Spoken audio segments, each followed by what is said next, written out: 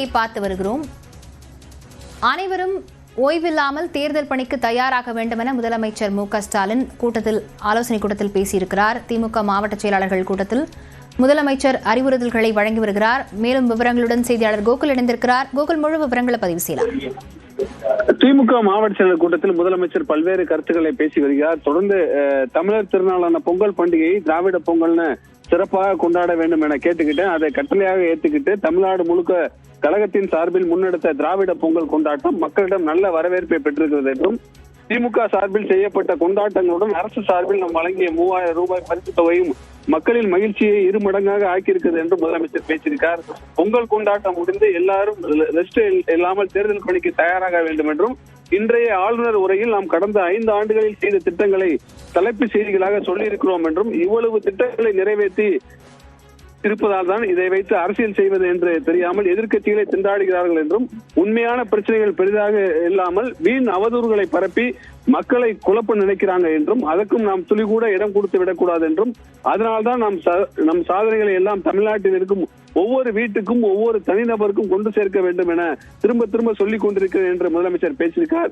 அனைத்து பரப்புரைகளையும் மைக்ரோ லெவலில் கண்காணிப்பேன் என்று முதலமைச்சர் உரையாற்றிருக்கார். அனைத்து நம் அரசின் திட்டங்களாக சுமார் 2 கோடி மக்கள் பயனடைகிறார்கள் என்றும், ஒரு குடும்பம் விடாமல் எல்லோரும் திட்டங்கள் பயனடைய வேண்டும் என்றும் பார்த்து திட்டங்களை செயல்படுத்திக்கிட்டு இருக்கோம் என்றும், அந்த பயனாளிகள் எல்லோரையும் இனிமேல் நம்மோடு வாக்காளர்களாக உறுதி செய்ய வேண்டிய பொறுப்பு உங்களிடம்தான் இருக்கு என்று முதலமைச்சர் மாவட்ட செயலரிடம் தெரிவித்திருக்கார். கடந்த நாடாளுமன்ற தேர்தலில் அனைத்து GLA 2 வைத்து மண்டல அளவில் பெரிய கூட்டங்களை நடத்தினோம் என்றும், அந்த கடந்த தேர்தலில் முழுமையான வெற்றியை பெற்றோம் என்றும், அதன் பிறகு BLC-களை நியமிக்கும் பணிகளை தொடங்கிட்டோம் என்றும், 100 வாக்காளர்களுக்கு ஒருத்தர் BLC-களை நியமிச்சிருக்கிறோம் என்றும், அடுத்து இப்ப 4 மண்டலங்களையும் அவங்களை திரட்டி மாநாடு நடத்த போறோம் என்று முதலமைச்சர் தெரிவித்திருக்கார். இதுவே ஒரு மண்டலத்துக்கு கிட்டத்தட்ட 1.5 லட்சம் பேர் கலந்து கொள்ளும் அளவுக்கு பெரிய மாநாடுகளாக இருக்கும் என்று முதலமைச்சர் தெரிவித்திருக்கார். நல்லா கேட்டுக்கங்க, தேர்தல் நெருங்கிடுச்சு. இனி நம் சிந்தனை செயல் எல்லாத்தையும் வெற்றி என்ற ஒற்றை இலக்கு மட்டும்தான் இருக்க வேண்டும் என்றும், இங்கு அமைச்சர்கள், மாவட்ட செயலர்கள், MLA-க்கள், MP-கள் எல்லாரும் இருக்கீங்க. யாரா இருந்தாலும் நடவடிக்கை எடுக்க நான் தயங்க மாட்டேன் என்றும், தேர்தல் வருது நடவடிக்கை எடுக்க மாட்டார்னு மட்டும் நினைக்காதீங்க, தனிநபர்களை விட கட்சி தான் பெரிது என்று முதலமைச்சர் பேசியிருக்கார். தோழமை கட்சிகளில் நம்மை பிடிக்காத ஒரு சிலர் இருக்கத்தான் செய்வார்கள் என்றும், அவர்கள் தேவையில்லாத கருத்துக்களை பேசி கூட்டணியில் குழப்பத்தை விளைவிக்க நினைக்கலாம் என்றும், அந்த சூழ்ச்சிக்கு நாம் யாரும் பலியாகிடக்கூடாது என்றும் தெளிவாக சொல்கிறேன் என்றும் முதலமைச்சர் தெரிவித்திருக்கார்.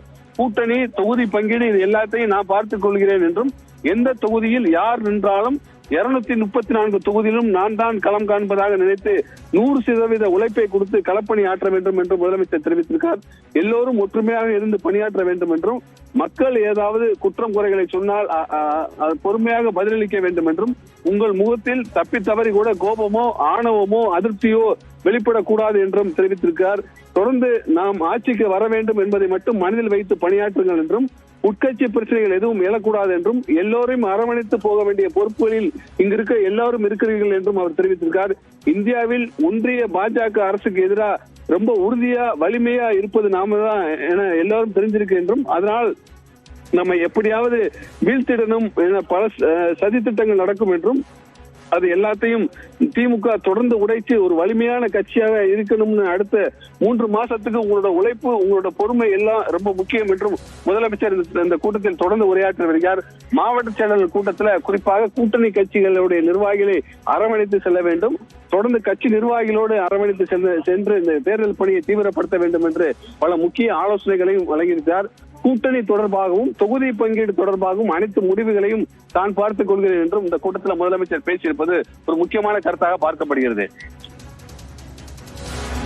விவரங்களுக்கு நன்றி கோகுல்.